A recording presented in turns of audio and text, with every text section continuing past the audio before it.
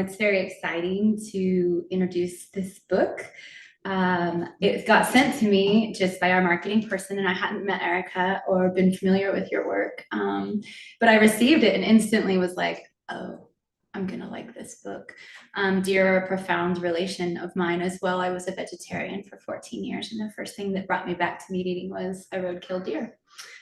Whose bones I have on my earrings right now, just as a little nod to your experience. I also think it's amazing because this book mentions one of my favorite and closest friends, Joshie Barnwell, in the Earth Skills community, an old friend previous my relationship with Earth Skills.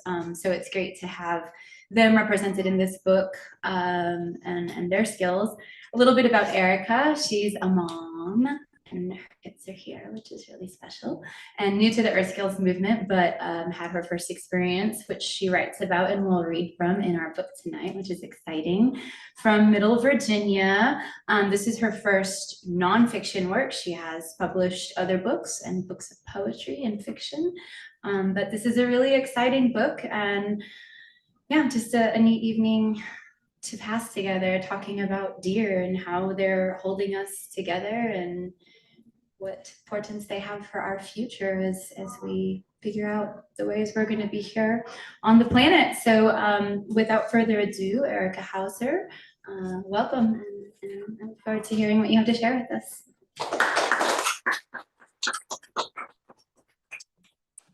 Well, thank you so much, Marissa, for that introduction. Thank you to everybody at Malaprops for hosting me. Thank you to my North Carolina family for hosting my body and soul while I'm here in town.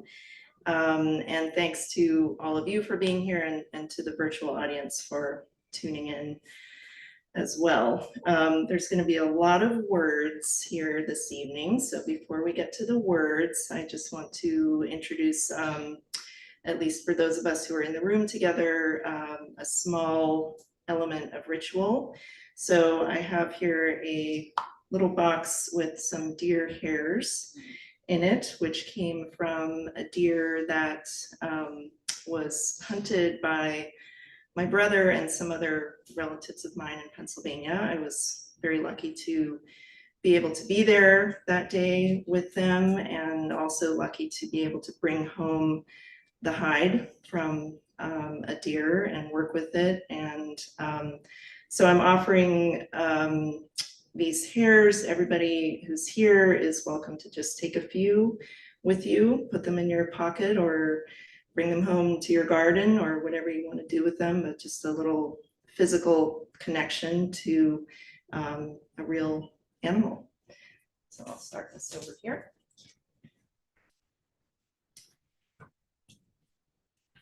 Okay, so I'm going to read a few sections from the book and intersperse those with a bit of talking about the project and some of the big things that I learned while researching this. I have been getting asked, I think as a lot of authors do, why did you write this book? How did this topic come to you?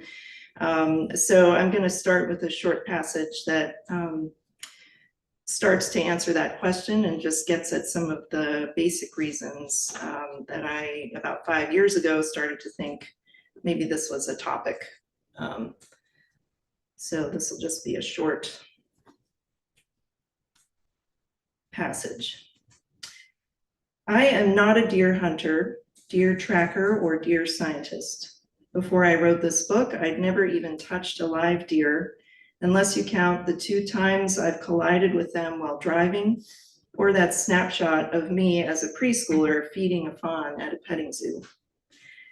But like so many people, I see deer almost every day, mostly in the middle distance. They usually move away in a mood of caution, but not panic. There's a curious quality to these sightings, a mixture of interest and habituation. We almost always remark on deer when we see them, an acknowledgement that we don't often grant crows, vultures, or squirrels. Deer are bigger and more charismatic than any of these by an order of magnitude, and it just feels odd to let their presence go unremarked. 2, there's something about how a deer looks back, A squirrel or a vulture seems quite oblivious to my presence, whether I'm watching or not, whereas deer are clearly attuned to my arrival and my intentions. Knowing that deer are primed to react makes each one seem like more of a live wire. Yet deer are too familiar to be surprising. They don't appear right underfoot, strike from the underbrush, or lurk on shelves in the tool shed. They usually receive nothing but a matter of fact, there's a deer, yet they receive this almost every time they appear. The human relationship to large animals has historically been a destructive one. As we fanned over the globe, megafauna mostly disappeared. Deer are the largest wild animals we still live with in any widespread way, one of the signal species of our time, as firmly established in our cities as in our national parks. More simply, their size is like our size, an eerie analog for our own physical presence. If you wrapped your arms around a deer of any North American species, it would be much like embracing another human adult. The prey status of deer makes them good by default, and perhaps that appeals to a certain side of the human self-image. We like to think we're innocent, just doing our best to get along. Watching deer, we see a picture of what we might be like if we were wild, eating our food right off the stem, subject at every moment to predation. Around the world and through the ages, from the Argentinian pampas to the Siberian steppes to the Scottish highlands, deer have provided people with meat. In the main, they haven't given us milk, though the notion is oddly persistent, chasing itself through various mythologies and legends. Our bodies have been entwined with theirs in deep and sometimes troubling ways. We've used their skins to cover our skin. They've furnished us with clothing and tools, often in greater quantities than any other game animal. They are dependable yet wild providers. For complex reasons, they've mostly stayed out from under the roof of domestication. They remain uncowed. They've also given us ideas, stories, icons, and imagery that begin in our deepest art-making past and continue through to the present. An Ingwapakma story from British Columbia tells of a human hunter who marries a deer woman and learns from her family to always throw the bones of his quarry into water so that the deer can come back to life. He soon realizes he has been hunting the woman's own brothers, but the ritual restores them. Thus, these deer people lived by hunting and killing each other and then reviving. By the end of the story, he has hunted, killed, and resurrected his own wife and son. It's a complex interspecies alliance, as though deer and people are metaphorical in-laws, shocking and harmonious all at once. Other myths tell of women who shapeshift into deer, or deer who steal the sun and carry it away in their antlers. Their profiles, slim and shapely, are like letters of the alphabet, initials that stand for wilderness, grace, and hunter's quarry. They have been, they still are, what is desired, what flees, what is pursued, and sometimes what gets caught. So researching those kinds of mythologies was one of my first moves in beginning to write the book. And another one, which was more aimed at kind of our present moment, was to begin watching for deer in the news. So I just put a couple of news alerts on deer and a few other terms and just started to watch what rolled in. And pretty soon I had a pretty amazing picture of sort of how deer show up in our life now and what kinds of roles they play and what kinds of stories they become involved in for us, you know, right now. So I will read another short section that gets at some of what I started to find as I was watching them in the news. In America, just during these last few months, people have debated the ethics of baiting deer with food or doe urine in order to shoot them, of hunting deer using dogs, and in a number of communities around the country, of culling programs that reduce urban deer herds. We've celebrated young children who have managed to kill big bucks and punished an 18-year-old who filmed himself riding one in the backyard. We've encouraged hunters to kill coyotes so that the coyotes won't kill as many deer, so that hunters will have more chances to hunt deer. We like it when people with some perceived disadvantage, little girls, old women, wounded warriors, successfully bring down deer. But we also like it when deer become victims for people to save, from icy rivers, from storm drains, from fences and clotheslines in which they get tangled. One woman from Colorado posted a video of a mountain lion attacking a deer. Off camera, her distressed voice asks, "Oh, the poor thing, what should I do?" As though humans have some responsibility to stop predators from eating. On Vancouver Island, Canada, deer started turning up with BB gun injuries. Conservation officers suspected homeowners had been shooting them to protect their shrubs. Mule deer dangled from helicopters in Utah, where scientists studied their health. While officials reminded the public that feeding deer is a bad idea, stories nonetheless surfaced of people using food to lure deer onto their porches and even into their homes. The town of Pulaski, New York, announced that it would install a bronze statue commemorating Bella, a deer that had become the town's unofficial mascot. Raised by a farmer after her mother was killed by a car, Bella lived her adult life in town and was unusually comfortable with people. A local newspaper called her, quote, a special member of the Pulaski community. Several people were gored by deer. In Michigan, a hunter was killed by a deer he'd just shot. As in most years, vehicles in the US killed well over 1 million deer, and hunters killed nearly 6 million. Chronic wasting disease, which is fatal to deer, was confirmed in more than 25 states and kept on spreading. This continued to fuel debate over the sale and transport of deer raised on game farms. A deer crashed through the storm door of a home in Edmond, Oklahoma, running wildly through several rooms before, according to Newsweek, locking itself in a bathroom. The homeowner described the scene inside his house as being like a bomb, an explosion, a crash. Animal control officers pulled the deer out of the house by a rope tied to its antlers. Then they euthanized it, citing its numerous cuts. Etsy offered more than 8,000 products whose designs incorporated deer skulls, including window decals, cornhole boards, and hip flasks. A new game came onto the market called Deer Pong, in which players toss balls into plastic cups hanging from the antlers of an electronic buck's head. At least 2 deer were spotted with Christmas lights tangled in their antlers. So that gives you a bit of an overview of the sometimes bizarre and contradictory situation that we find ourselves in terms of relating to these animals. And that's an overview of some of the kind of repeating concepts that came up in my initial research and kind of became the structure of the book in many ways. Looking at all these aspects of the relationship and being able to point out the contradictions and the strangenesses, the places where our concepts end up shaping the world, the places where science runs into emotion and culture, and the ways that we've forgotten how we got here, and where the baselines of our present reality actually come from. One example is that we've really forgotten the story of the changes that the deer population has gone through in this country in the last several hundred years, including the fact that deer were nearly wiped out from many places in the US around the turn of the 20th century.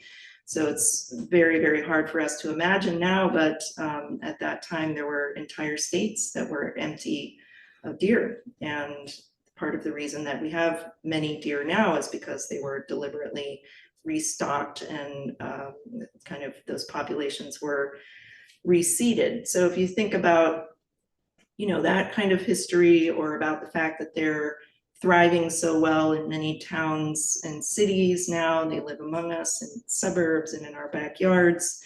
For me, this all kind of builds to a question about whether deer can be said to be natural, and if so, what do we mean by that? What does that word really mean? What are we getting at when we say that something is natural, and are we including ourselves in that term? Where do we fit in that part of the world that we call natural?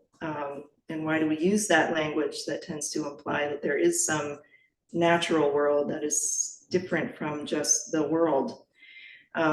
So my interest in the beginning of the project was intellectual. It was about those historical questions and scientific questions, and being able to take that critical look at our culture and all of its ironies. And that certainly is all here in the book, as you heard. But what I really didn't expect when I began this process was how the topic would speak not only to my mind, but to my heart. And this is where it gets a little harder to, I think, put into words. Part of it has to do with kind of an extended contemplation of some of those myths, like the one that I, quickly outlined for you in the first passage I read. Just the deep and profound ideas that are contained in a story like that about life and death and eating and food and our kinship with creatures that have sustained our bodies. Part of the heart connection with deer, I think, for me, just has to do with finding myself called to just simply go outside and look for them. I was about halfway through writing the book, and I ran into a woman I know who Marissa also knows. This is Rain, who lives near me in Virginia. And I was telling her about the project, and she said, "Oh, so are you hanging out with the deer a lot?" And I thought, oh, no, I'm not. I'm at my desk all the time reading and thinking about deer. So I really took that as a reminder to just simply go out onto the land and see if I could encounter a deer. And I learned so much from doing that about our history as hunters and what it feels like to go out hoping to see a deer, as opposed to just passively, encountering a deer that happens to be there. How exciting it is and what a gift it feels like when you go and seek them and see them, or even a sign of them. And Rain, that same woman, not at all coincidentally, is the first person who mentioned the firefly gathering to me, which was many years ago. So that's how I first realized there's this community of people out there who are practicing these earth skills, which include things like tanning deer hides and making tools out of the bones and using the sinew and so forth. So when I found myself writing this book, I thought, this is certainly part of the story of people and deer, not only in the past, but right here in the present. So I need to go and see what this is like. So long story short, I ended up going to the firefly gathering in 2022 and began to crack open this very juicy heart connection between myself as a human animal and other animals like deer and the earth. And so to try to get at some of what that means, I'm going to read from a chapter called Kinfolk, which has several stories in it. One with my daughter Elsie, a longer one from Firefly, and a very short one at the end with my daughter Rosa, both of whom are here with us tonight. So this is from Kinfolk.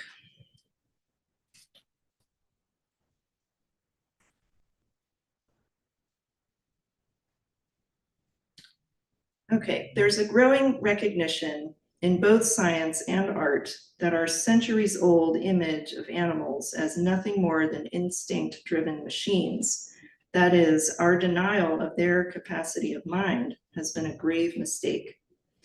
Instead, we've begun to realize that animals can think, feel, plan, communicate, remember, and to some degree, understand the inner experience of other beings. Biologists are documenting the fact that whales have culture. Decades of research have accumulated on the language powers of apes and parrots, but even supposedly lower animals, and for that matter, plants, wind, rocks, and rivers, are being recognized as animate presences in the work of some thinkers today. In that sense, Western culture is coming around to something long considered fundamental in indigenous traditions. We really are relatives of deer if we choose to remember it. Not only have we mingled our bodily lives with theirs by eating their flesh, wearing their skins, following their paths, but we share with them, like other mammals, a deep evolutionary affinity. To be fellow warm-blooded creatures with spines and placentas and hair is like crouching together on a small, homey side branch of the sprawling tree of life. Compared with bacteria, algae, even sharks and crows, hominids and cervids are extremely close cousins, much more similar than different. One day, my daughter Elsie and I were in the creek, gathering wood nettles for tea. They stung our hands only the tiniest bit at that time of year, mid-May, with the heavy scent of multiflora rose in the air, just like now. The creek seemed a little low. My bag was already full of nettles, so I stopped trying to spot their toothy leaves among the other low-growing plants near the water. Instead, I let my eyes wander over the shards of quartz and granite in the creek bed, the basswood trees on the bank, and the spice bush that grows on the flat shelf of ground above. And then, like a pattern emerging from a field of dots, something gently announced itself to me, a series of broken plants, a slightly worn track on the ground, and a subtle thought that didn't exactly have a physical mark, but arose from this short, steep bank of the creek. If I were a deer, I'd climb out of the water right there. The evidence cooperated with the thought, murmuring small facts as though the ground itself were answering. A deer did climb up right here. Elsie and I followed. A few months earlier, I'd asked an expert tracker how to find evidence of deer on my property. One of his recommendations was to walk bent over with my face at about the height of a deer's face to try to see, at least crudely, as a deer would see. Now I bent over because I remembered his advice and also because I had no choice. The trail led uphill again through tangles of thorny greenbrier and other pricklies that forced me to duck and twist myself sideways. This was one of the corners of our land that I was pretty sure I had never walked before, a spot that didn't invite human travel at all. Maybe there was also food for deer along this route, or evidence of their browsing, though I was feeling too cramped to stop and search for it. Elsie, petite at 10 years old, had an easier passage. I was relieved when I was able to stand up straight again. And as soon as I did, I had a little revelation. I was standing next to a deer bed, and just off to my right, there was a second one. Looking at the ground in these two places, about 6 feet apart, it was totally obvious that these were twin spots where deer had slept within the last few hours. Each bed consisted of an oval of flattened ground cover. One had some bare ground and a few ankle-high wing stem plants that were broken in half, recently enough to have barely begun to wilt. The other pressed into a thick mat of prolific light green weeds called fittingly bedstraw. It had made quite a soft place for a deer to lie, its body curled on the ground, very similar to my own in size and weight. On the first bed, Elsie and I spotted something else, long white and brown hairs, coarse and individual, scattered on the earth. It was intimate, electrifying, as though the deer had written its name here. I got down on my knees and sniffed at the spot, but my nose wasn't sharp enough to catch the deer's scent. I knew that if the deer returned here, though, it would certainly smell me. Suddenly, I felt like I was being incredibly rude, as though I had climbed between a stranger's sheets while she was off at work. Like their trails, deer beds can be used by many generations of animals. They are part of a relationship between deer and land that may span a greater time scale than the life of any one animal. Excuse me. The beds were in a secret place I had never given a thought to before, a spot that had always been blank on my mental map, its use a minor exercise of animal genius. Let me just get some water before I transport us through time and space to the Firefly gathering.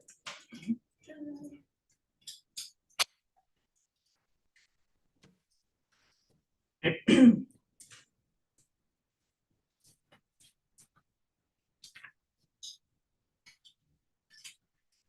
and just to slide into this, you'll hear a reference to someone named Mary Kate, who is a museum interpreter, appears in chapter 2, tanning a deer hide. Ever since I'd watched Mary Kate Claytor tanning that hide, the image of her stretching the deer skin over her bone awl had stayed with me. It wasn't exactly that I kept seeing the action run like a film, more than I kept feeling the tool in my own hand. Then there was that list of 101 uses for a deer. It came from the Bulletin of Primitive Technology, not a scholarly journal, but a manifestation of a strange and intriguing subculture that, like the awl, had lingered in the back of my mind. And now here I was, sitting under a tent, feeling oddly surprised. I just looked down at my hand and found an awl that I myself had apparently made. The tent was really just a piece of canvas stretched over rough wooden poles, and I sat beneath it with about 8 other people. We were cross-legged on the ground in a ragged circle. For the last couple of hours, we've been learning from a man in buckskin shorts how to make awls. It was the first morning of my first ever primitive skills gathering, also known in the movement as earth skills or ancestral skills. I traveled here to the mountains of North Carolina in order to spend nights camping in a field with hundreds of other people and days taking classes on things that humans have been doing for millennia. It was the most frankly countercultural scene I'd been in for a long time, a world in which fires were started by friction and my flashlight seemed out of place. Everyone else found their way by moonlight. We started each day by gathering around a central fire pit, called there by blasts on a conch shell. We slept, sat, and ate on the ground. There wasn't a cell phone in sight. Phones didn't work here, and anyway, there was no place to plug them in, one of my favorite things about this event. There were a lot of bare feet, a lot of buckskin, a lot of feathers and hats. The vibe was communal and joyful. The talk around me was laced with mentions of native herbs and homesteading and rabbit snares. Once I overheard 2 people discussing supplies for very long road trips. One of them was about to travel out west, and the other seemed to live out of a car full time. "What's your diet?" asked the latter. "Do you eat meat or dairy?" "No," answered the first, "not unless I take part in the hunting, skinning, or butchering, and it's not often that that happens." "Do you want to help me skin a squirrel?" As for the class list, deer were liberally sprinkled throughout, befitting their role as all-purpose pre-industrial provider. These gatherings are a growing movement with dozens every year around the US and abroad. And for those who want to taste a hunter-gatherer mode of being, chances are good they'll be dealing somehow with deer parts or their acquisition. My first stop was under this tent in a bone awl workshop. Harder and sharper than wood, less brittle than stone, bone meets a material niche in ancestral skills, and working with it helps us connect with the greater gifts of our animal kin, the class description said. The session began with Josh Barnwell, the instructor, spilling out a pile of bones onto a canvas sheet on the ground. They were raw looking in shades of ecru and mauve, and each one was really a pair, the ulna and radius from a deer's foreleg, fused by tough connective tissue. Josh had some pretty intense visual aids for the anatomy part of the lesson. He picked up a deer's hoof and several inches of furry lower leg connected to a naked white bone, then fit it together like a puzzle with the meaty top and shoulder of a different leg, this one blackened by fire. "Someone brought in a car-killed deer last night and we ate some of it for dinner," he said matter-of-factly. He used a sharp knife to slice away the meat from the radius and ulna, the same bones we'd be working with. "That'll be lunch." And by the way, I asked him later in the session about the term he used, car killed rather than road killed. And he said, "Well, roads don't kill things." And I thought, you're right. He was probably not yet 40, confident, warm, with a partially shaved head and a tree tattoo on his upper arm. "Find a bone that calls to you," he told us, and each of us took one from the pile. Our first step was to separate the two bones by cutting through the connective tissue. I soon settled into what I realized would be a long, repetitive task. At their ends, the bones fit together so tightly it was hard even to find the seam. Along their length, the narrow gap between them was entirely filled with sinew. I made tiny strokes with a craft knife into those steely fibers. Dozens of strokes, hundreds of strokes, and once in a while a fragment came loose and I picked or peeled it away. The work wasn't tedious though. It felt good, it was pleasure. As soon as I touched the bones, I'd noticed that they felt slightly greasy. And while I worked, my hands were picking up that oil with its smell somewhere between leather and venison, the essential oil of what deer eat and are, a scent as unique as pine. Josh told us these bones came from deer he'd picked up by the side of the road. He said he did this 8 or 10 times a year, providing food and materials for many kinds of projects. Every year, I think this is the year I'm going to hunt, he said, but I haven't hunted yet because cars keep doing the killing for me. We scraped and scraped. Eventually, one woman got to the next step, bone sawing through the thinnest part of the ulna and then levering half of it up and away from the radius with a meaty ripping sound. Everyone applauded like she pulled the sword from the stone. I thought of Emily Dickinson's line, "And all our sinew tore." It's from a poem of grief, the dismemberment of the heart. No accident that as we sat, most of us still working to separate one bone from another, we began talking about death, how our culture denies it, how, as life's necessary partner, death is actually very sacred. Here was the idea that was new to me, though, that shaping and using animal parts, making things that could support human life, might be a way to honor and accept death itself. Somewhere near Josh's home, a deer had died a bad death, and now I was getting to know quite intimately part of its body, dismantling this structure in what might have been a form of atonement. Finally, suddenly, the ulna came free. It was time to take up sandpaper and begin to shape the awl.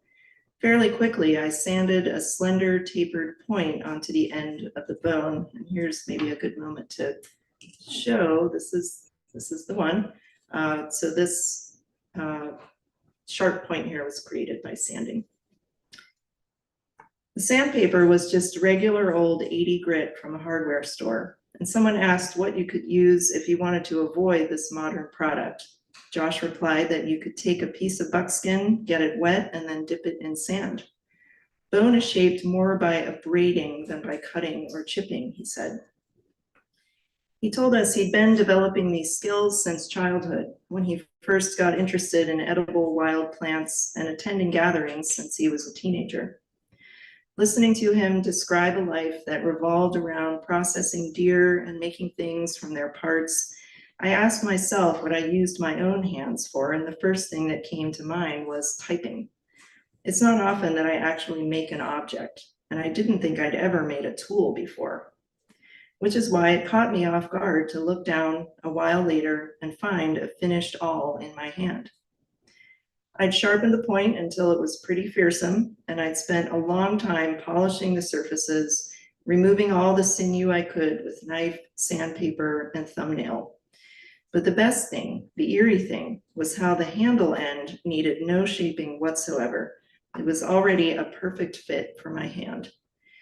There was a flattish wing-shaped butt end that rested in my palm, and the protrusions on the underside where it had fused with the radius made grips for each finger to wrap around. It was made by the deer, not for me, surely, though it was hard to ignore its precise correspondence to my own anatomy. To hold it was a bodily embrace.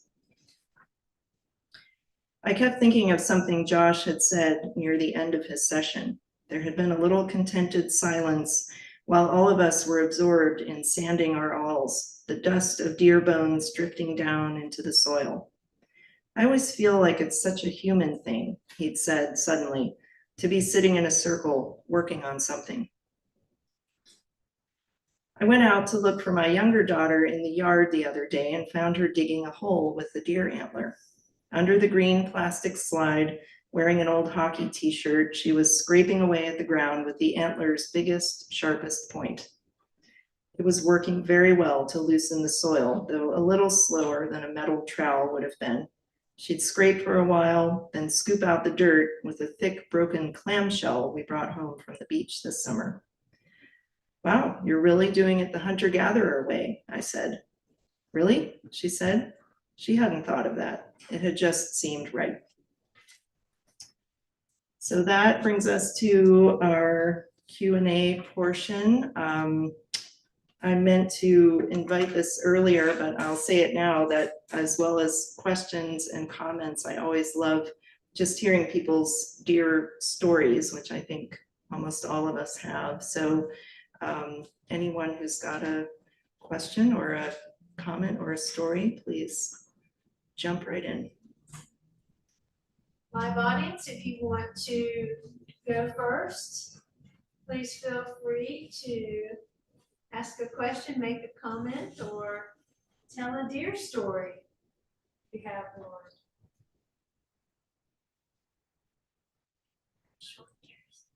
Okay, we have a very short deer story. Do you want to come up here so that everyone online can hear you as well? A little high for you, but I think you can do it. It's okay. Let's you hold it. I did not think about how to tell this because I didn't think I was going to be saying it into a microphone.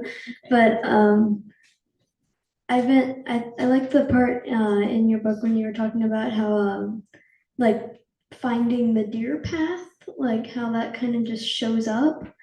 And I've been like finding deer paths for a while and kind of following them. Like I feel like my whole life we've been walking in the woods. We like find them and just kind of walk around on them.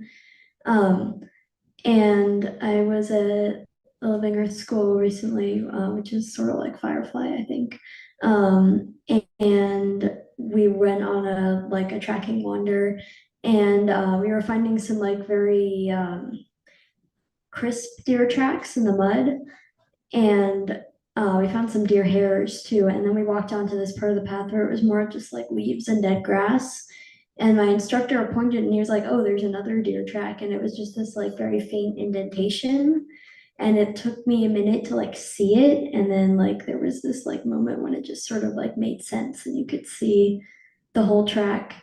And I feel like since then I've been finding more deer tracks that aren't like in crisp mud. They're just like kind of small and hard to see, but they get a lot easier to find. Yeah. Thank you. That's great. Thank you. Yeah, the learning to see, I think, is really beautiful process. So a question from the virtual audience is, well, could you talk a little bit about your writing process, please? Okay, sure. So talking about my writing process, well, it's different depending on what I'm writing, but I can talk about the process for this book. So I mentioned, a couple of the early things I did was start researching mythology and discovering there was quite a trove of stories and images from around the world that I hadn't imagined would be as rich as it was. And then also looking at those, news stories and getting a sense of the different roles that deer play. The research for this book was very wide-ranging, and it involved everything from reading scientific papers to lots of travel, traveled to Arkansas to observe some scientists who were studying chronic wasting disease there and actually getting to, ride around with them and kind of, observe their work very closely and learn from them. Traveled to England to observe an ancient folk dance that's been performed in the same village there for about 800 years, in which the dancers wear reindeer antlers on their heads.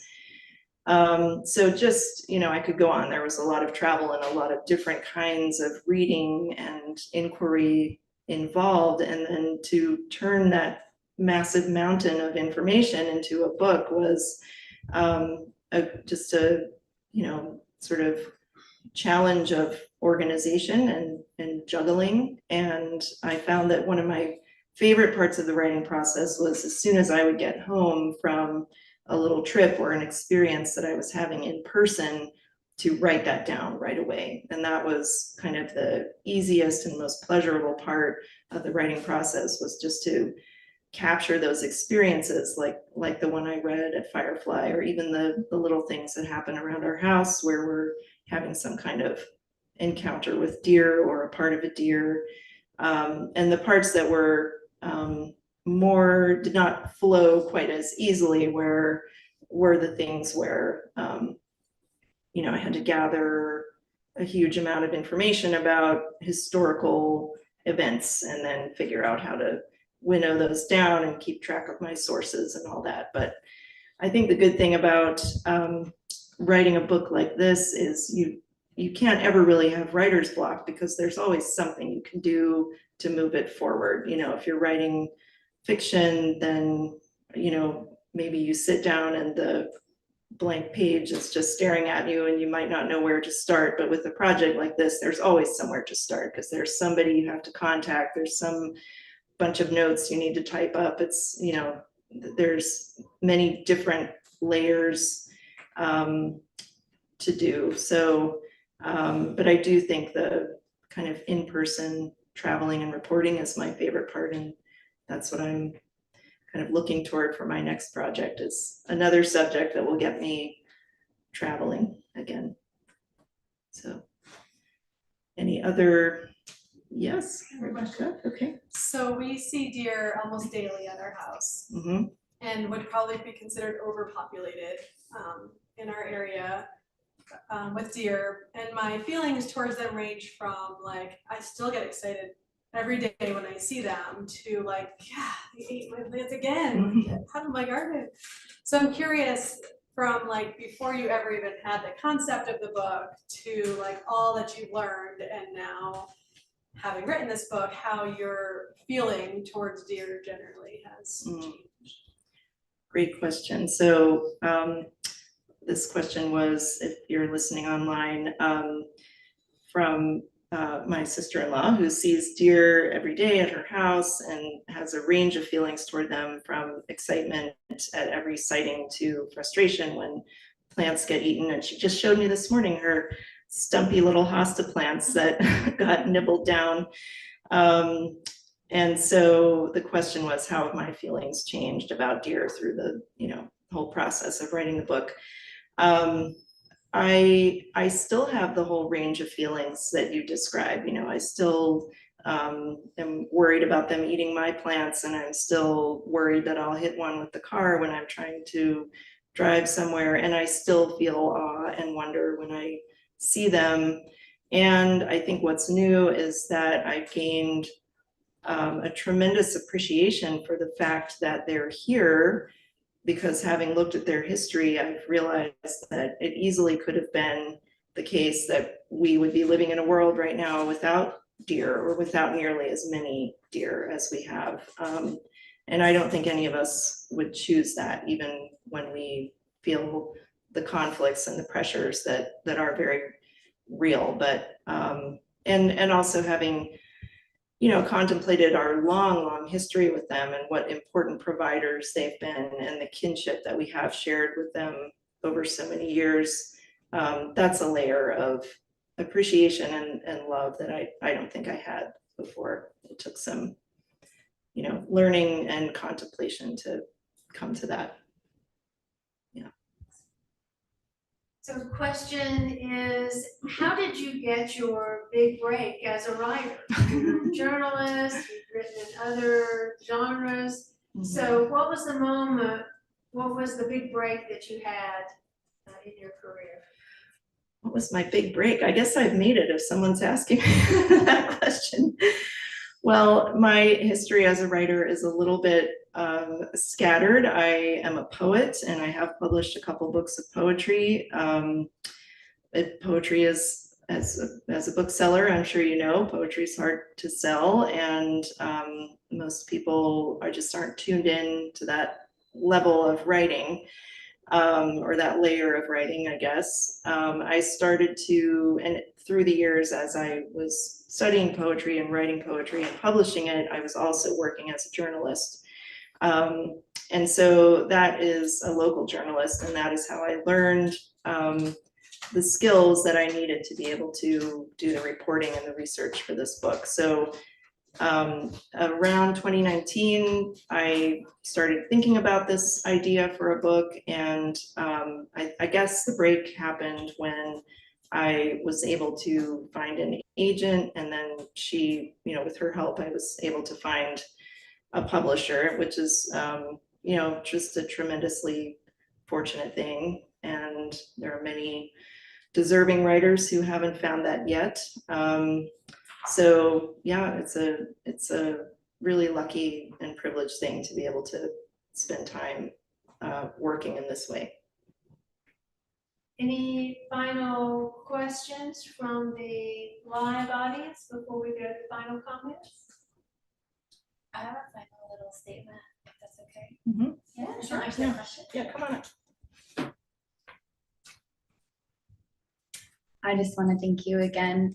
Hearing you read my favorite chapter, Kinship, and then hearing you mention one of my dearest friends, Rain, and then having Joshi come up, and then having your child come up and talk about wandering deer trails when I raised my kids wandering deer trails. It's just highlighting that kinship piece and hearing your frustration. I grew up out west where we're not allowed to hunt unless you're out in the mountains. And so my dad lives at the south base of Yosemite, and there's so many deer there. It's so unhealthy for them because all they need to do is let some people hunt and it will be all good again. And like that kinship concept really stuck with me. And I think a lot about the relationship between deer and people. I've tanned a lot of hides, and it took me years to understand why so many right down their spine have permanent scars that go through their hair into the dermal layer, even after you flesh it.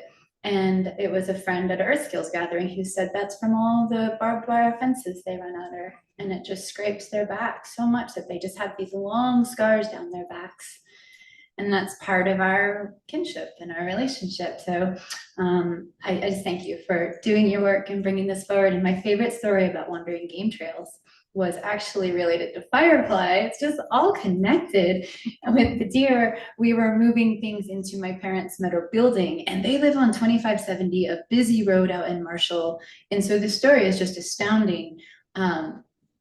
We got there and we had to open this back door that hadn't been opened in a long time. And we had been driving from Deerfields to Marshall. And I got there, and of course I had to go to the bathroom as soon as I got there. And so I ran to the back of the building, and I noticed as I was, you know, it's probably a 40-foot long building. So I was like getting through the weeds down the side. I noticed the things you all were mentioning, talking about following, tracking, like the broken leaves and the nibbled yummies, tenders close to the ground. And I was slowing down, even though I really had to go pee. And I turned the corner where I was going to hide in the bushes. And there was a baby spotted fawn where its mom had tucked it in the bushes. And I didn't know what to do. It was a really hard moment because you're not supposed to touch them. But also we were about to be there with 14 people unloading an oven and all this Firefly gear. And so I had to pick it up and scoot it up the mountain. And I could hear its mom calling it up at the top of the hill.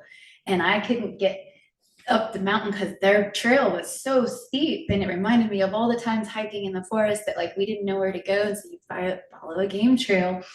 And so yeah, that was my favorite moment of just having the spotted fawn and that recollection of kinship and the ways that we all interlace. So thank you so much. Proceeds from the books, if you buy one, some of it are donated to Firefly Gathering. Thank you for that. And thank you for Malaprops. Malaprops has been donating books to Firefly for years. Every month when we write the newsletter, I always put our books linked to Malaprops, not to any of the big entities out in the world that supply books. Whose names we will not say. Whose names we shall not speak, but it's just more of that kinship. So I just really appreciate that thread tonight. Thank you so much for what you brought for us. Well, thank you so much for that story. There's so many, you know, perfect, and here's another one, perfect illustrations of human world and deer world coming together and resulting in kind of a moment of connection and also confusion, right? Like what's the right thing to do, and just hoping that we can figure it out. Thank you so much to everybody who's here and listening online, and wishing all of you good deer stories.